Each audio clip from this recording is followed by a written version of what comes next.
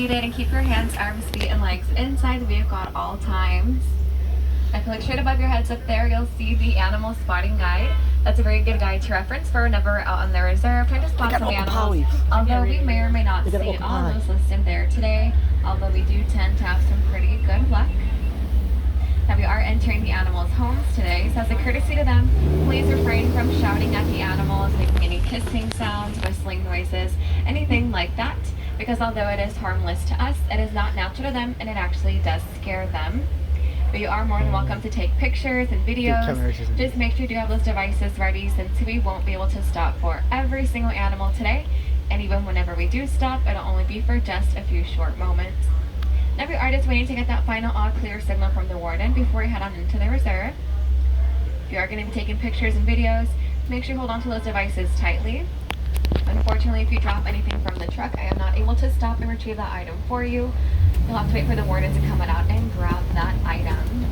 We did get that final all clear, so we're going to start our journey off in the Little Ituri Forest. The Little Ituri Forest is home to many animals that do rely heavily on their natural camouflage, which is why we're also going to notice a lot of vegetation and trees in the area as well. It just helps to provide a few extra hiding spots for the animals that live out here. Up ahead on the left side, we'll see some bongos. Bongos are also nicknamed the ghosts of the forest because they do tend to be pretty shy and reclusive. Their horns do lie straight back, which helps them maneuver their ways pretty quickly through any tangled underbrush. On the right side, kind of towards that bottom right corner, there's some okapi out there behind one of the trees. Okapi! It's a little hard to see from here. They're part of the But giraffe although family. the okapi have those black and white stripes They're part on of their the- legs they're part of the that kind giraffe of resemble family. the zebras, they're actually more closely related to the giraffe. Aha, Just gotcha. like the giraffe, they have a long, prehensile tongue, which is actually long enough for them to Yes. lick their own eyeballs. And ears. But more importantly, it'll help them grab and pull leaves off the trees. Up ahead on either side of us, we'll see some greater kudu. They're the gray-colored animals out here. Great Akuda. They are going to be one of the taller species of antelope, standing up to around 7 feet tall at the shoulder. That's cool. If one's pooping, These are Kevin. also One was going to be pooping. female It's greater still kudu. pooping. We know that because females do not have horns. The females are also you going could've to got a be a video lot of them more pooping. social, whereas the males will typically live in That's a kuda. solitary. Over on the left side, we'll see a black rhinoceros out there in the center of the hill. I do see another one just up ahead of them that's going to be a little bit closer to us. The second one is here on the left side, right behind the rocks out there. Now, the black rhino is a smaller species of rhino. They're only going to weigh up to about 3,000 pounds. But since they still are pretty large, they won't have any natural predators. Unfortunately, their only predators are poachers. And due to this poaching, there's only about 5,000 of those black rhinos left out in the wild.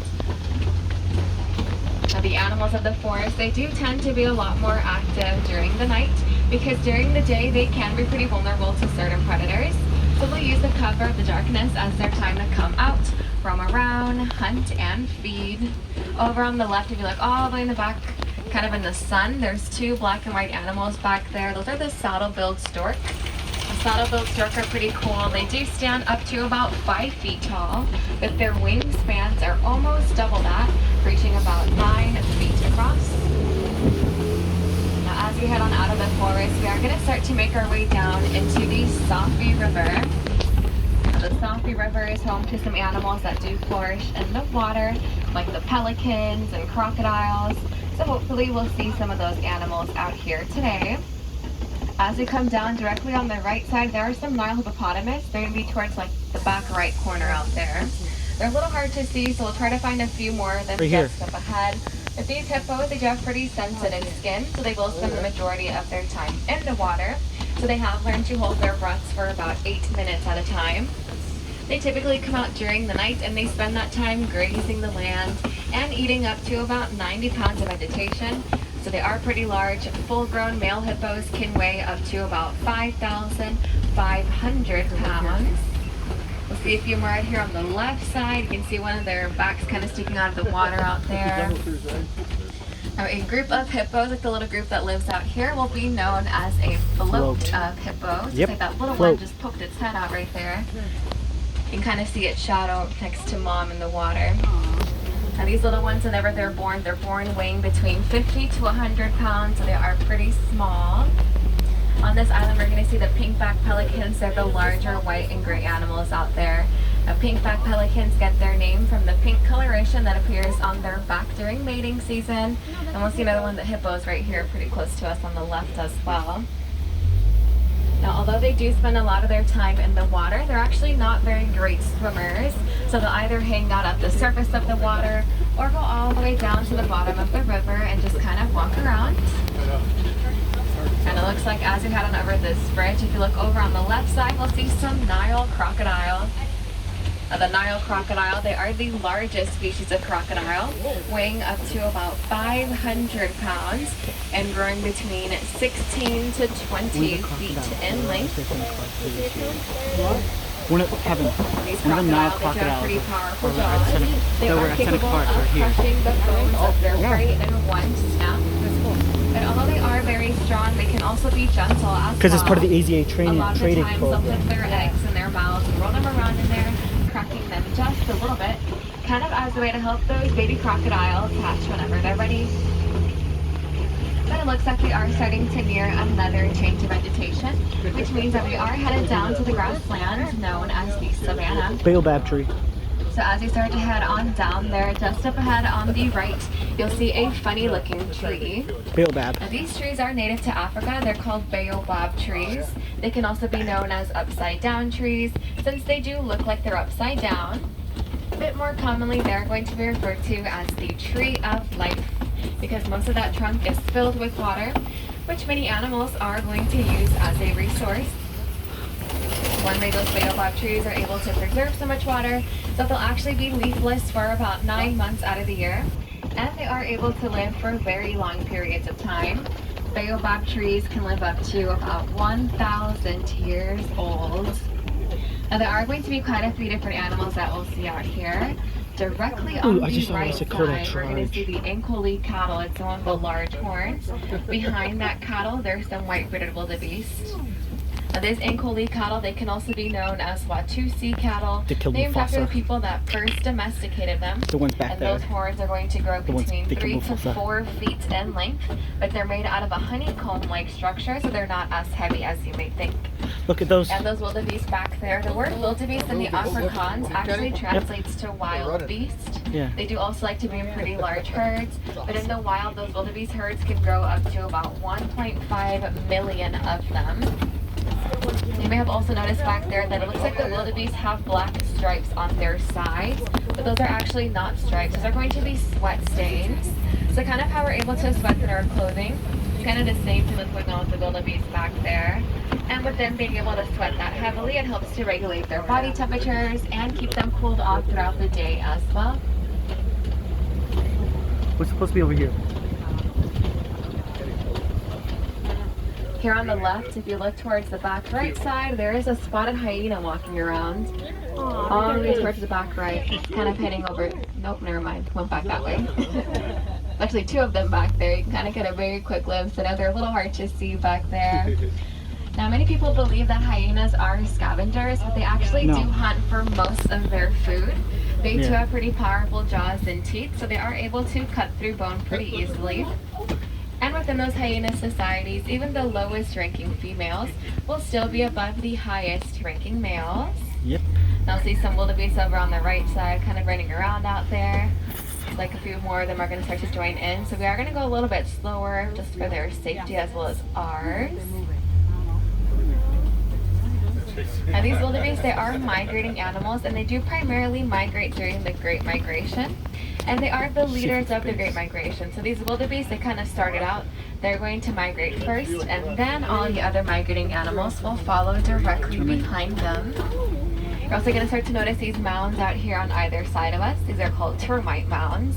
And these termite mounds are made out of soil, termite saliva, and dung. The sun hardens this together to create concrete-like structures, which some animals use as back scratching posts, and others will use as hiding spots. And here on the left, we'll see the Maasai giraffe. We know that they're Maasai giraffe because of their more jagged, kind of irregular looking patterns. Whenever these giraffes are born, they're born standing up around 6 feet tall. And within the first hour of life, they're already able to stand and walk. But since they are the tallest land mammals, full grown, they do stand up to about 20 feet tall. And since they are pretty large, it takes a lot of power to get that blood pumping through their systems, which is why a giraffe's heart can weigh up to about 25 pounds. It is about the size of a basketball. They do also have the highest blood pressure of any animal. The blood pressure of a giraffe is 240 over 180. So there's going to be another one just up ahead out here on the left side. Yes, the We'll get another Mufasa. view just up ahead. Poor The Mufasa. group of God, giraffes, the group that lives out here will be known God. as a tower of giraffes. Yep. But unfortunately, giraffes do tend to be pretty vulnerable to certain predators, so they will spend the majority of their time awake. Giraffes will only Gazelle sleep and rest up for there. about 30 minutes I each saw day. one. But even when they do go to sleep, a lot of the time they do sleep standing up and with their eyes open. Over on the right side, just up ahead, we'll see a few more wildebeest out there. Right behind the wildebeest towards the tops of the hills, there's going to be some springbok. Oh, Those are those springbok, very okay, yeah. small cinnamon brown white animals up there. The springbok are pretty impressive. They only stand up to about 3 feet tall, but they are able to spring upwards and forwards about 13 feet at a time. They're also on the top 10 list for the fastest animals in the world. They sit at number 3, reaching speeds up to about 50 miles per hour. Now they won't usually reach those 13 feet high jumps. They will do that in front of their predators to kind of show their predators that they are a little bit better with their physical abilities. So in a way, they're just kind of showing off to let those predators know not to mess with them. Now a lot of these animals that we've seen out here, during the night they do gather together into little groups near each other. It gives them a little bit of an advantage against any oncoming predators because they will learn each other's danger calls. That way they're able to be more alert and aware if there is any danger approaching. Just kind of the way of helping each other out on the savannah throughout the night. Here we see some droppings. Now up ahead on the right side, we're going to see the largest land mammals. We'll see some African elephants. Be just up ahead on the right. And we do know that they're African elephants because not only are we in Africa, but unlike their Asian cousins, ears. they will have tusks. The ears. Over on the left side, I do see some monkeys out here. These are the mandrill. Oh, yeah. You see them kind of standing towards the back out here on the left. The dumbest Looks of the like primates. these are all females. I don't see any males right now. But we do know that they're females because females are a lot smaller. They only weigh about 30 to 40 That's nice pounds. water. The colorations are also going to be a little bit more dull. Males can weigh up to about 100 pounds and their colorations will be a lot brighter. It looks like just up ahead, we are going to have to take a little detour out here. So we're going to start to make our way over to elephant country. Hopefully see a few more African elephants out there. And as you start to head on over, I'd like to share one of my favorite stories about them. Now, over in Kenya, these elephants were migrating, but as they were migrating, they were unfortunately going over the crops of some local farmers. So the Disney Conservation Fund teamed up with those farmers, and they discovered that elephants don't like the sound of bees. So as a solution, they built beehive fences around the crops, and anytime the elephants would get too close, they'd hear the buzzing of the bees, and they'd turn around and migrate a different direction. Biggest animal scared That's the a pretty smallest. cool and safe way to help those elephants migrate, and it also helps the farmers as well by protecting their crops and providing them an extra source of income by selling the honey that the bees are producing. And so it looks like we are starting to make our way through some red clay pits. And over here on either side, there are some tusk marks in the clay, which is a very good sign that some elephants may have been here. Elephants love to eat that red clay because it has lots of vitamins and minerals that they don't get from their regular diet. So as I mentioned back there, they are the largest land mammals. So full grown, they can weigh between 16 to 18,000 pounds. Since they are pretty large, it is also a little tricky for them sometimes to stay cooled off. So one thing that they do is they'll flap their ears back and forth. Whenever they flap their ears, it helps to release some blood vessels back there, which does cause them to cool down by a few degrees at a time. Now we'll see another one of these elephants out here on the left side. It's going to be standing near the baobab tree out here. It looks like this is a male elephant. There's a few different ways of knowing. Males are going to be a lot larger than the females. Males are also not as social, so they do live in very small groups or in solitary. And it looks like there aren't any other elephants around, so that's a pretty good indication that this one out here is going to be a male. Look over on the right side there, so if you spring walk up here, they can get a better view of out there on the right. And we should see this elephant just up ahead, once again on the left side. Once you get near the water, if you look directly to the left, you should see it out there next to the baobab tree. Now, unfortunately, out in the wild, a lot of elephant habitats, they are being destroyed. There are some people out there that are mining for the source of coltan. But an easy way that we can help out the elephants and their habitats is by donating any old electronics. Within those electronic batteries, you'll find the same source of coltan that they're out there mining for. You know that? Continuing on the left side, we'll see some greater flamingo. They do get their pink coloration mostly from their diet. They eat lots of brine shrimp, which is full of beta carotene. A group of flamingo like this little group will be known as a flamboyant. And if you also look closely at the shape of that flamingo island, you'll notice that it's actually a hidden Mickey. Where's that hidden Mickey? Oh, hidden Mickey. The flamingos that It's not really hidden that much anymore. They do go out to look for a watering source that they love. Kevin, And it's not whenever they hidden. find that source, Kevin, they're it's going not to hidden stay there for anymore. the rest of their lives. non-stick. So they'll never really migrate, which is why it's also important for us to help them out and help keep those watering sources clean. Once again on the left, looks like the warden has confiscated some horns. Now, as I mentioned in the forest, whenever we saw the black rhinos, since rhinos are pretty large, their only predators are poachers. Many poachers believe that their horns have medicinal value, but lots of scientists have proven that that is false. Their horns are actually made out of keratin, which can also be found in our own fingernails and our hair. Yeah, we can make the Over step. on the right side is going to be a little brown animal walking get a away shot. from us back there. That is the bontebok. Now that bontebok is a very special animal. A few decades ago, the bontebok were near extinct. There's only about 17 of them left on Earth. Yep. But luckily, some farmers gathered them all together, and now there's about 3,000 of them, most of which can be found on protected reserves, just like this one. Now, the story of how those bontebok are able to get repopulated is quite interesting. They are one of the few antelope that are actually not Hey, able to there, jump. Kevin, look, you So can see a whenever wild the farmers human. gathered them together, they built a little fence Look, a wild around human, them. guys. And since the bontebok were not able to escape from the fence, they Oh. kind of just ended up repopulating themselves. They say hold your phone, and I'm like, I feel like I am gonna drop my phone. Dinosaurs in this dinosaur too. Now over here on the right side, I do see a water bok. It's going to be between the trees up there on the top of the hill. This little brown animal has some white markings on it over on the right. That water bok, it's in their name. They do love water. They love to drink water. So they're always going to be found near a watering source. So similar to the flamingos, they never really migrate. Okay, look. This is where the lions would be. Up ahead, these large rock formations out here will be known as copies. Now, sometimes some animals like to hang out on the copies Oh, because no, it never gives mind. them a pretty great overlook of the savanna. But other animals like to hang out around here as well. Some animals actually like to use the rocks of the copies as hiding spots against any predators.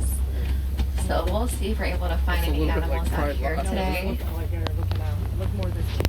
I'm sure they accidentally did that with my pride rock. It's like out there on the copies, we'll see some lions. There's the male. Looks like there's some females out there as well, but they're on the other side of that male. Now, the way they tell the difference between males and females, males will have the mane of fur, females do not.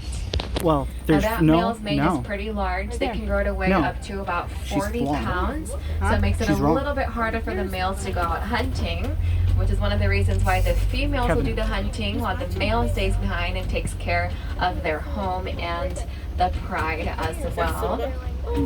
On the right, there are some white rhinoceros. We're going to go around and get another view of them out there on the other side.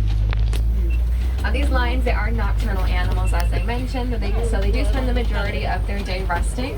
They can rest up to about 20 hours per day. If you look at their paws from here, you're going to notice that those paws are pretty large. Now, those come in handy for whenever they're out hunting. Since they are very large, they're also very padded, so they're able to sneak up on their prey almost silently. Something else that'll help them out while they're out hunting is their eyesight. Lions and humans, we do have pretty much the same So, Kevin, eyesight, but during Disney- the night, a lion's eyesight does Disney get about asked 6 times stronger. Our zoo, because one of our, And one let's of look our up ahead out here on the lions' left side, name we'll are see the technically a Disney name, warthogs. Zuri, because that's in, Just see lion, this that's in the one out Lion here Guard. on the left in the sun. Got a pretty good view. So when, hold And on. warthogs, they are the largest burrowing animal. And although they do look pretty small and short, they are Yeah. pretty fast animals. They do reach speeds up to about 30 miles per hour. And whenever they go into their burrowing holes, they do go into them backwards, leaving their tusks out front, just in case they need a little bit more protection. And it also helps to make them look a lot more intimidating. On the right side, so the white rhinos, once again, the little one is out there, he's towards the back, standing in front of Aw, mom. look, See baby. the fawn tobacco once again, and just up ahead Geez, of these zooming in is animals, so much you fun. can see some ostrich eggs, that little pile of yellow eggs out That there. is a on the right side. Lesakota. Now those ostrich eggs are pretty large. Got him. Each one of them weighs about 3 pounds and is equivalent I don't to know. about 3 Lesakota? dozen chicken eggs. Mom, I don't know all the animals of the They are savannah. There's like over species of 5,000. rhino. They do weigh up to about 5,000 pounds. What the freak? They do also have I just pretty said 5,000. sensitive skin, so they do like to roll around in mud pits. Oh, The mud Kevin. kind of helps to soothe their Zuri. skin. It's in the And whenever Lion the Guard. sun dries So when that mud Chester on their passes away, skin, it creates a our second layer of lions can't protection, be kind together. of like They have to separate them. sunscreen, and it can also work as a bug repellent. Disney's been asking for Zuri. And a group of rhinos So that Zuri live might be back there Disney will be for a little known bit. as a crush of rhinos. See the beautiful exhibits now. They really take Now, as we head on out of the savannah, we are going to You enter asked me, I'll Mogani choose, Glen. This is the edge of the reserve. No The offense. warden lives out here with the Nigerian No, dwarf that's what our goats. zoo's gonna We'll be. see some of the goats over here on the left No, side that's on what the they top are. of the hill. AZA said I they see have a few to. more of them Our just zoo to is, head out that's, there as well. Great. Kevin, Pretty good view as you come around. Kevin, that's why they just We're destroyed also that going to building. notice that little yellow gotta get rid of the structure out there in tigers, the too. The center. tiger and wolves It's a need to really good change example of the behind beehive fences that they built in Kenya to help with Yeah. those elephant migrations. There's going to be natural barriers. And these Nigerian dwarf goats, they were domesticated for their milk. Their milk is said to be very sweet and high in value, so it helps to lessen the need for the village to rely on wildlife for that resource. And since they are pretty small, they're really easy and convenient to have around, since they don't require a lot of space or a lot of feed, like many other livestock animals would need to survive. But all the animals that we've seen out here today, they are pretty amazing animals, and the Disney Conservation Fund works very closely with them, both here as well as out in the wild.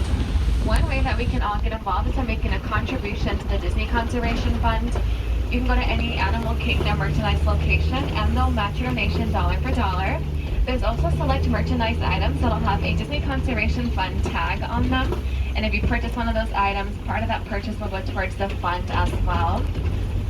But there are also lots of things that we can do at home to help out these animals, as well as the environment around them, simply by recycling our paper, reducing use of plastic, considering our water usage, and donating any old electronics to help us well. Oh, no, my God. Shh. Now we are starting to make our way Please. back up to the docks. There's going to be 2 docks up ahead on the right side, but we are just going to be passing on through. I'll be taking us all the way back up to the dock where you got